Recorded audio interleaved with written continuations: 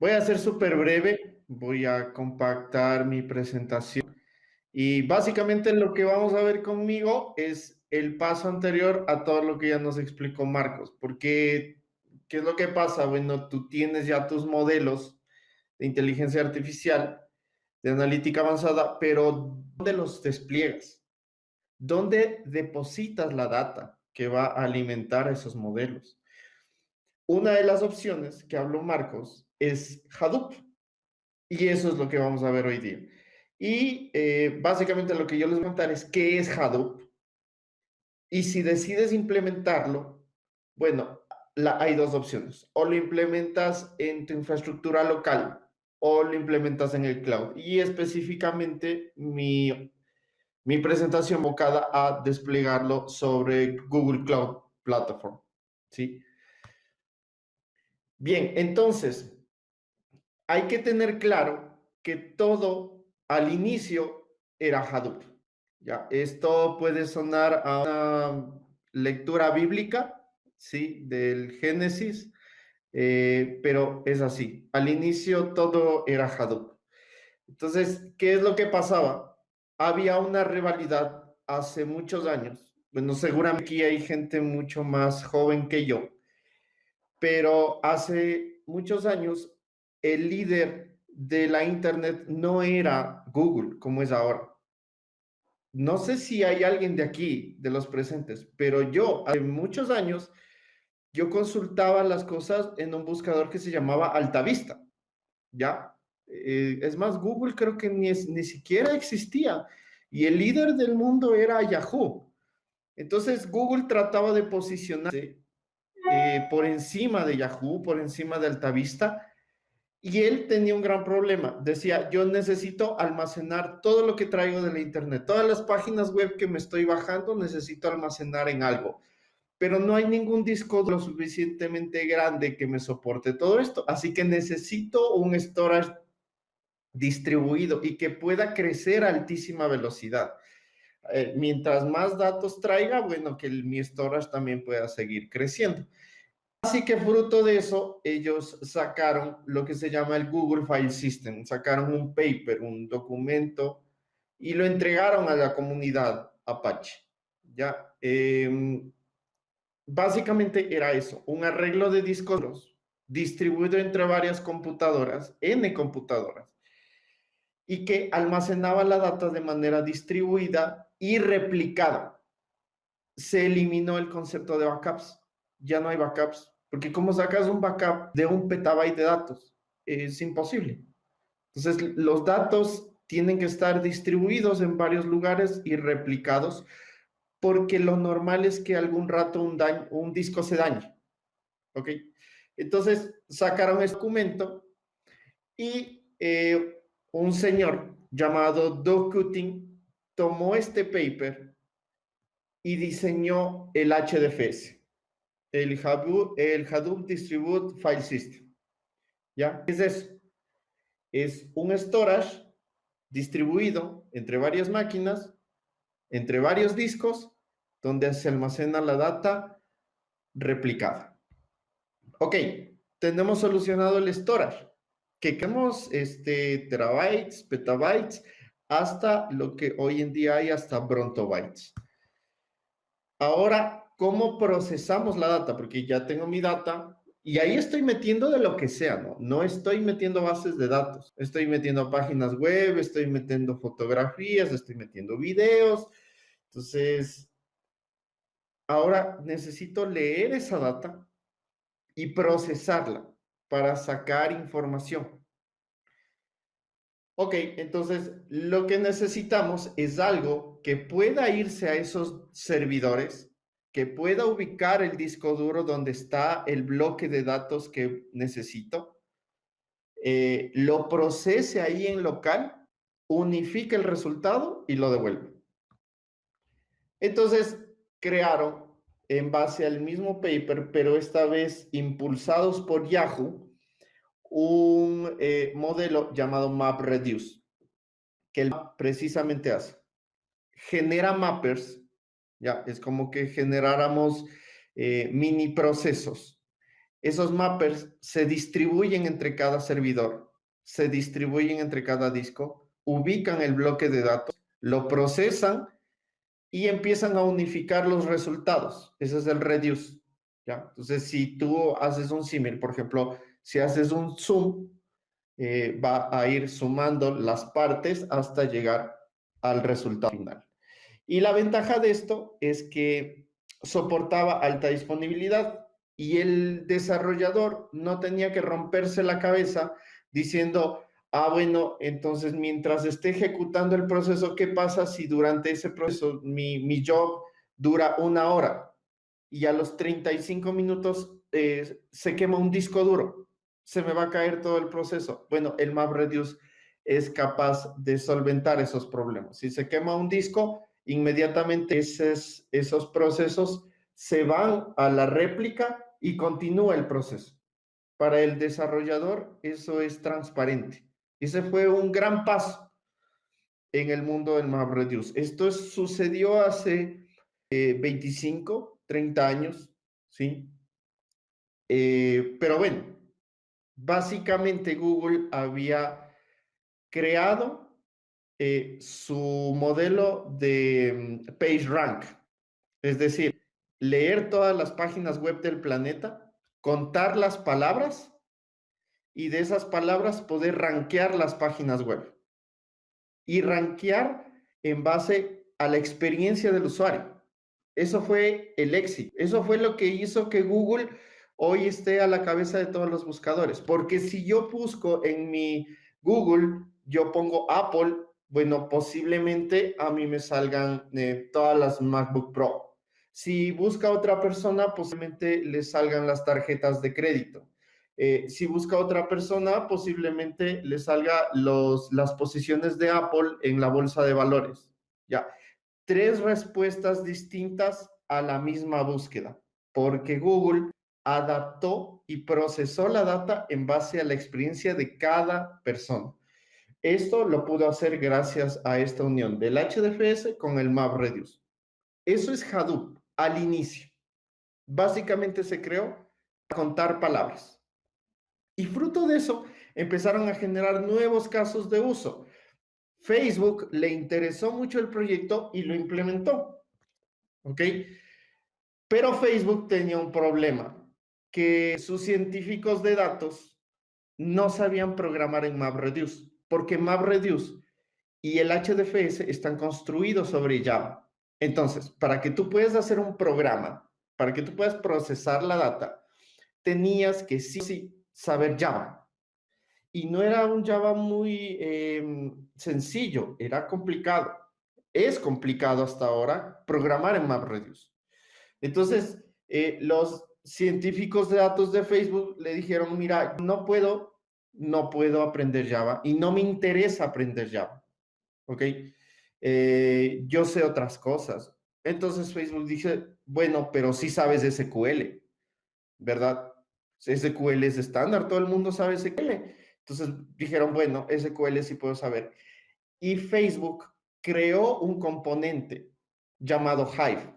Entonces, Hive es un componente que lee código SQL, que en realidad no es SQL, se llama HiveQL, pero se asemeja, o sea, es un CL asterisco frontable, ¿ok? Lee ese código y lo transforma en MapReduce. Entonces, esto ayudó muchísimo a que Facebook empiece a crecer y empieza a generar analítica muchísimo más rápido. Fue un éxito este proyecto y de hecho a mí me parece que la joya de la corona de Hadoop es Hive. Pero fue un éxito este proyecto y bueno, Facebook luego lo donó a la Apache Software Foundation y lo incorporaron ya dentro de Hadoop. Entonces, hasta ahí ya tenemos 3 componentes del ecosistema Hadoop. El HDFS, storage distribuido, MapReduce, procesamiento distribuido, y Hive, que es algo que te transforma el SQL en MapReduce y te permite ya acercarte a la construcción tal vez de un data warehouse incluso. Bien, pero las cosas siguen avanzando Y los científicos de datos dicen, ok, pero mira, lo que pasa es que ya con Hive solucionamos el problema de la analítica descriptiva. O sea, ya podemos saber qué fue lo que pasó con los sum, con los average, con los count, con los group bys, etc. Pero ahora queremos saber qué es lo que va a pasar. Ya. Bueno, a veces muchos científicos de datos no les gusta que se utilice esta expresión de predicciones, porque dicen, o sea, yo soy un brujo, yo utilizo matemáticas. Entonces, mm, pero eso era lo que se necesitaba, predecir qué es lo que va a pasar. Y básicamente recurrían a modelos de los años 80, matemática estadística, algo que ya existía desde hace mucho tiempo, pero no habían las herramientas computacionales que hoy tenemos para poder ejecutar. Ni tampoco el planeta había generado tantos datos como hoy en día. Y necesitan para estos modelos muchos datos. ¿Por qué? Porque mientras más datos tú le ingestes al modelo, el épsilon tiende a cero. Es decir, el error se minimiza mientras más datos hay. Pero en aquel tiempo, a los inicios, no habían. Recuerden que se envió a un hombre a la luna con una megacomputadora que procesaba megabytes. Hoy superamos la barrera de los petabytes. Entonces, la Universidad de Berkeley generó una herramienta llamada Spark. Entonces, Spark fue basado en el MapReduce, es decir, realiza procesamiento distribuido, pero con una gran ventaja, y es que el procesamiento distribuido lo hace sobre la memoria RAM de las máquinas. ¿Se imaginan ustedes la velocidad que tiene Spark al trabajar sobre la memoria RAM? Porque el MapReduce trabajaba sobre el disco duro, y el disco duro es 100 veces menos veloz que la memoria RAM. Entonces, Spark le dio una gran potencia a Hadoop, porque permitía implementarse sobre un storage distribuido, que es el HDFS, y procesar la data en la memoria RAM. Pero adicional, le implementaron 4 librerías. La primera, una librería de streaming, es decir, que procese en tiempo real. Esto lo voy a poner entre comillas, ¿ok? Entre comillas. ¿Por qué? Porque en realidad no es tiempo real, es micro batch. Son batch que se ejecutan cada segundo. Pero, ok, aceptémoslo, digamos que es Spark Streaming y proceso cada segundo y puede ser útil para mi negocio. El segundo componente es Spark SQL, es decir, que yo puedo ejecutar los queries, puedo ejecutar SQL sobre Spark. Lo mismo que hacía Hive, pero esta vez sobre la memoria RAM. Entonces es mucho más veloz. ¿Ya? El tercer componente es un componente de grafos. A veces los modelos de entidad-relación no son suficientes para los análisis. Por ejemplo, si haces un análisis de familia, generas una relación circular y eso los modelos de entidad-relación ya no lo soportan. Entonces, necesitas ahí un análisis de grafos. Ok. Entonces, para eso te sirve el tercer componente de Spark, que es Spark para GraphX se llama, Spark GraphX. Y el último componente que es Spark ML, Spark Machine Learning, donde ahí están todas las librerías necesarias para poder desarrollar modelos de Machine Learning, que es justo lo que les estaba hablando Marcos. Y la gran ventaja también es que Spark lo crearon para que pueda soportar 4 lenguajes de programación. Tú puedes programar en Spark, sea en Java, en Scala, en R o en Python.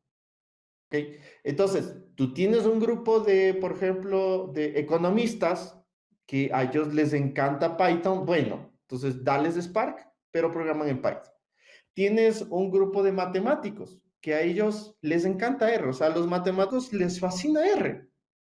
Ni pensar meterse en Java, pero les encanta R. Entonces, ok, dales Spark, pero que programan en R. Y tienes unos desarrolladores de software que a ellos no les gusta Python, no les gusta R, pero sí les encanta Java y tienen muchísima experiencia en Java. Entonces, déjales que programen en Java o déjales que programen en Scala, que son dos lenguajes muy naturales entre sí.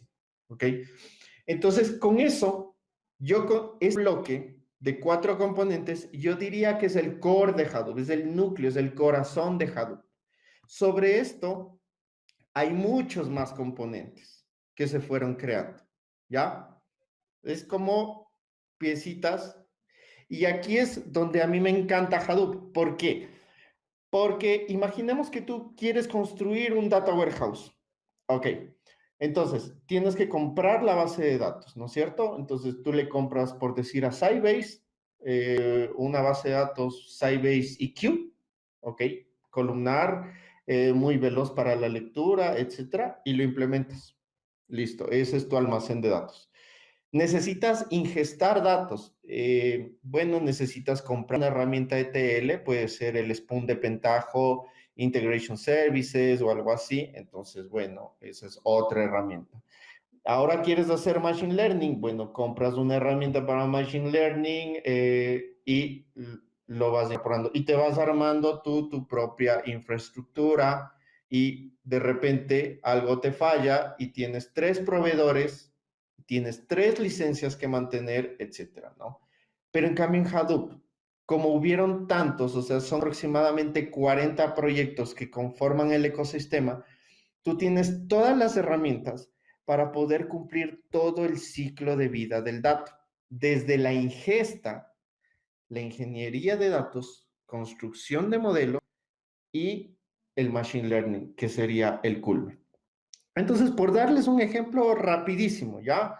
De Hive ya les había contado, tú necesitas indexar datos, necesitas hacerte un Google, tienes terabytes de datos y quieres hacer una búsqueda en milisegundos como Google, bueno, utiliza Apache Solar. ¿Quieres almacenar la data de manera columnar, distribuida, con alta disponibilidad? Bueno, utiliza el formato de Parquet. ¿Quieres construirte un data warehouse con consultas que sean tan veloces como lo que te costaría un teradata? Ok, utiliza Impala.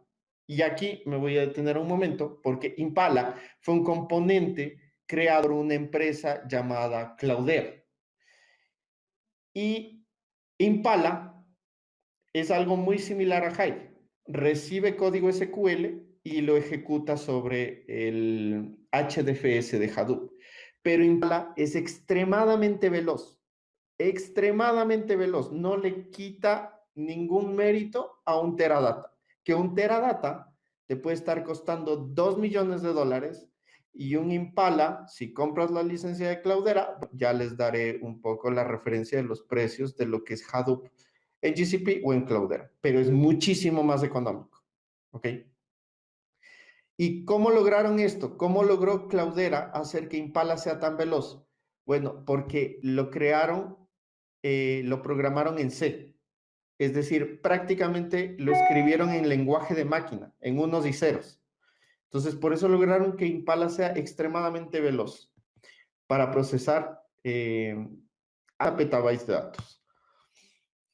Entonces, Hadoop es un ecosistema open, 100% open, bajo la licencia de Apache, que cualquier persona se puede descargar todos los componentes, armarse su ecosistema, no paga nada y tiene acceso al código y tiene acceso a mejorarlo y puede contribuir a la comunidad. Entonces, nacieron 3 empresas.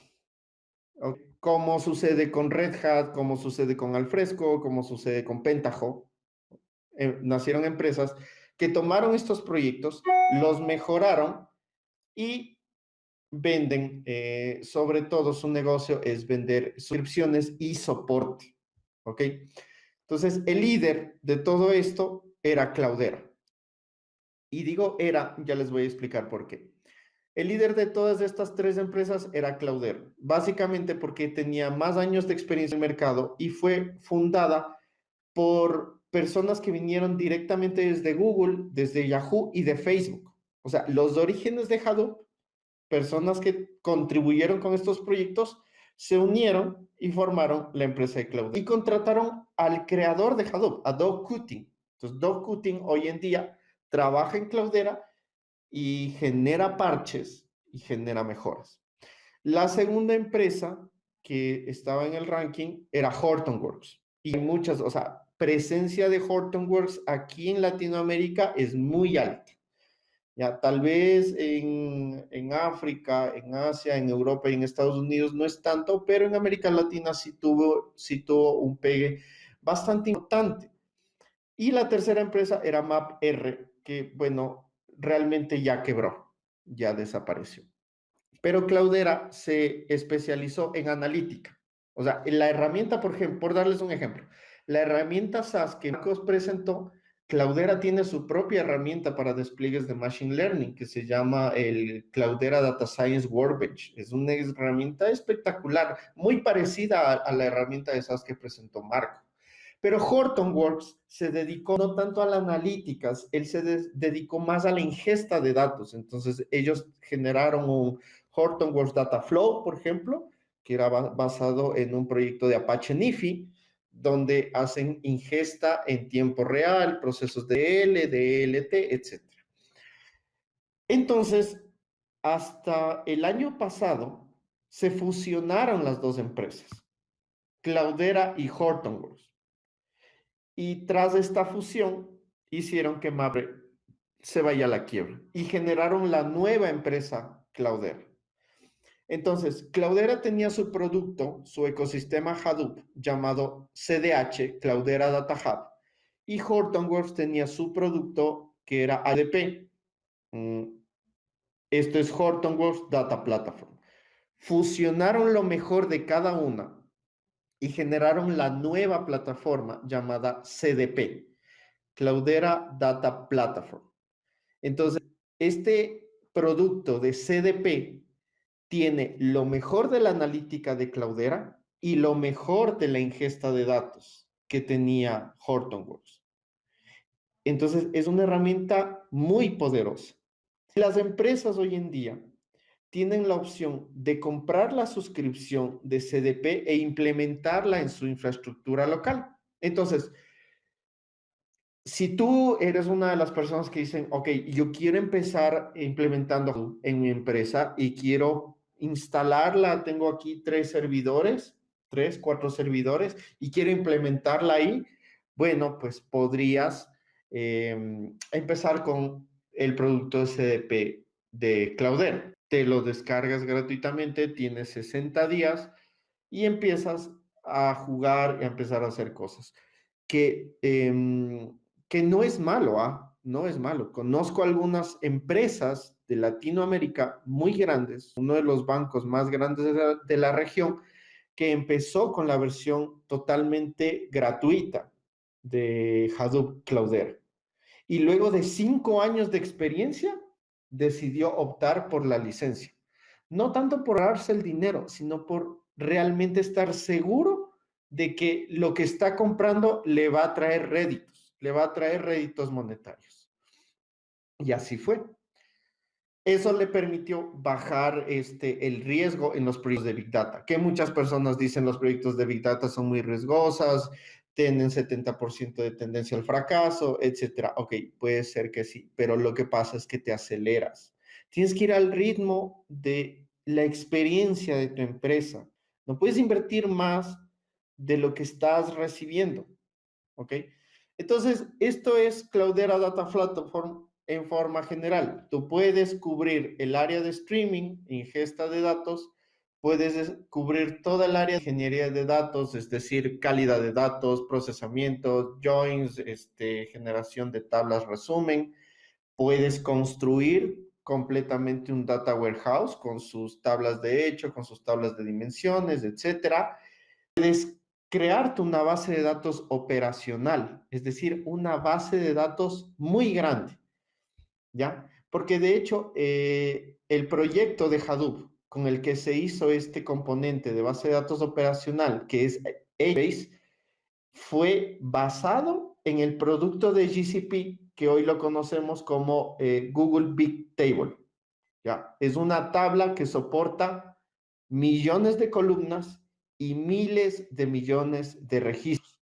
Una tabla de la base de datos en Hadoop puede llegar a pesar petabytes. De hecho, cuando lo implementó Facebook, todo el message, la aplicación mensajes de Facebook, utilizaba a HBase como back para almacenar todos los mensajes ahí.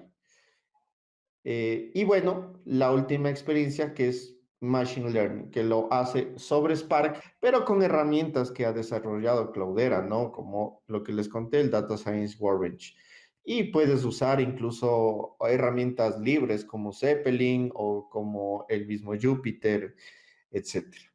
Bien, entonces esto lo puedes montar en tu infraestructura local, en tu empresa, lo puedes montar en cloud, ¿sí? Sobre IaaS, si es que quieres, o puedes tener algo híbrido, un par de nodos en local y un par de nodos en el cloud. Ahora, ¿qué es lo que pasa? Con GCP específicamente, me voy a olvidar del resto de nubes, me voy a olvidar de Azure, de AWS, ¿sí? Y me voy a centrar en Google. Google lo que te dice es, ok, yo te vendo Hadoop y te vendo ya un clúster listo. Creo que por defecto el clúster viene con 6 servidores, 2 master y 4 data nodes, con una capacidad importante de procesamiento y almacenamiento. Te dice, yo ya te lo vendo y mi producto comercialmente se llama Dataproc. Entonces, si ustedes se van a la consola de GCP, buscan el producto Dataproc, eso es Hadoop. Y Hadoop viene con el core que habíamos hablado y tienes la opción de incrementarle componentes. Puedes ponerle Apache Druid y etcétera. ¿Ok? Entonces, esta es la segunda opción. Dices, yo no tengo infraestructura en mi empresa local, pero quiero experimentar, quiero dar mis primeros pasos en Hadoop, quiero hacer algo. Entonces, bueno, uno de los caminos podría ser irte a GCP y contratar el servicio de Dataproc, que tú le pagas a Dataproc por el tiempo que los servidores estén encendidos. ¿Sí? Entonces, son 6 servidores, te viene todo y Google ya te hace el trabajo de instalarte, configurarte, optimizarte, solo para que tú ya te lo sirvas. Como algo como una servilleta. Tú te limpias la boca y luego la desechas. Bueno, esto es algo así. Ok, entonces una arquitectura de referencia con Hadoop sobre GCP puede ser esta. Tú tienes a Dataproc, que acuérdense, no es una aplicación, es un clúster de máquinas, ¿ya? Este cuadradito de aquí es un clúster, imaginemos, de 6 servidores con todos los componentes de Hadoop. Entonces, a este tú lo utilizas, por ejemplo, para conectarte a Google Cloud Storage o conectarte a Bigtable como fuente de datos. Los ingestas acá, los transformas y luego el resultado podrías desembocarlo en un Google BigQuery. ¿Ok? Y tienes una solución normal de Data Warehouse sobre Google. Entonces, tu tabla origen es Bigtable, donde están llegando millones de transacciones por segundo. Procesas esos datos en el clúster de Hadoop con Dataproc y los resultados los escribes y generas tu Data Warehouse sobre Google BigQuery. Y luego a Google BigQuery le puedes conectar un visualizador, como puede ser Data Studio, o puede ser Power BI, o Click, o lo que tú desees. ¿Vamos a entender? Entonces, tú puedes usar a Hadoop como el centro del procesamiento de los datos. Lo que les acaba de contar Marcos, decir, o sea, yo quiero montar mi modelo de Machine Learning, bueno, tal vez lo podría hacer sobre Dataproc, utilizando a Hadoop, utilizando a Spark. Esta otra arquitectura de referencia es algo usando, pero ahora Cloudera, ¿ya? Pero lo podríamos usar Cloudera sobre un que te da Google o sobre tu infraestructura local. Entonces, una arquitectura de referencia podría ser, tú tienes una base de datos transaccional, una MySQL, y aquí tienes un clúster de Hadoop.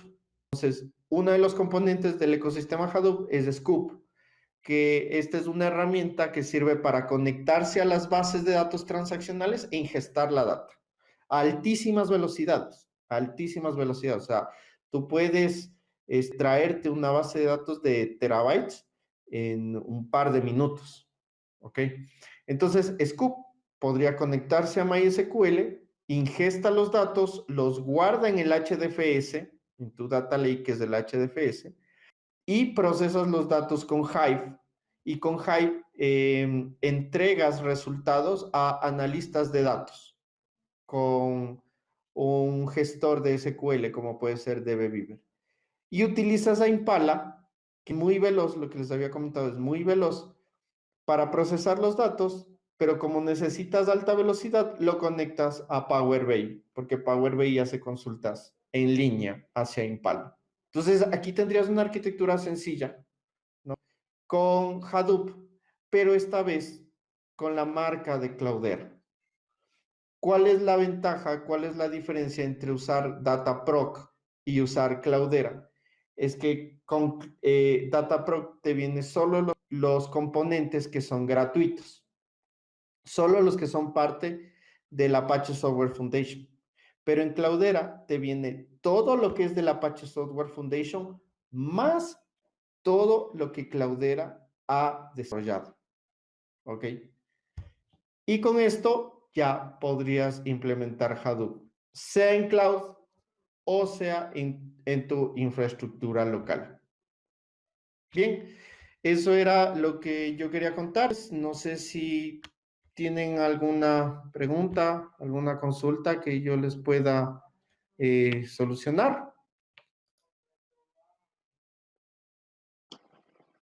Ok, gracias Agustín, estuvo increíble la presentación.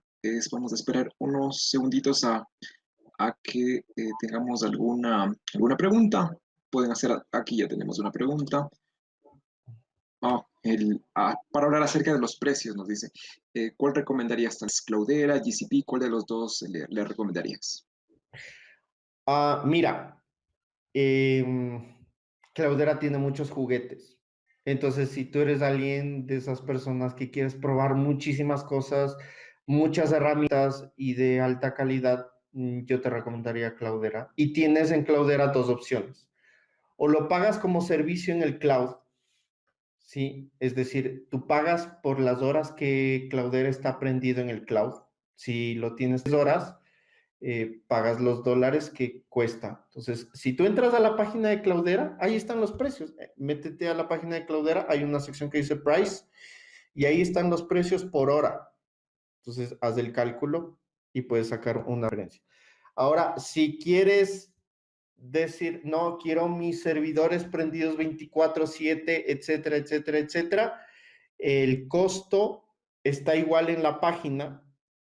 Si lo quieres hablar empresarialmente, tendrías que contactarte con un agente de ventas, pero en la página web dice que todo el juguete, o sea, el paquete más completo de Cloudera, tiene un valor de $10,000 anuales por nodo.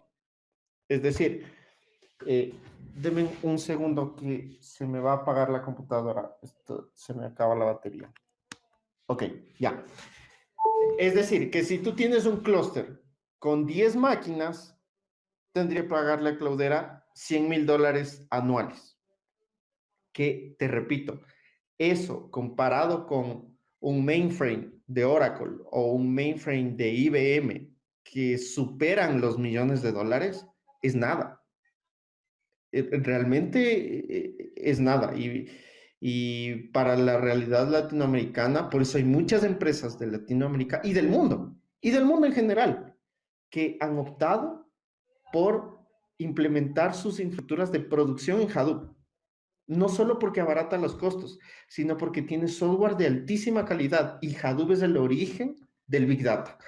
Obviamente que ahorita la tendencia es la migración a la nube, pero eso no quita de que tiene arquitecturas híbridas. Yo conozco un banco de Perú que hacen parte del procesamiento en su cloudera local y la siguiente parte la suben y la procesan en Azure, bajo demanda. Construyen un clúster en Azure, procesan la data, escriben el resultado y destruyen el clúster de Azure. Es una opción también. Entonces ahí espero haberte contestado un poco los precios, ¿no? Cloudera, súper transparente, puedes meterte a la página en la sección de precios y tienes el pago por servicios,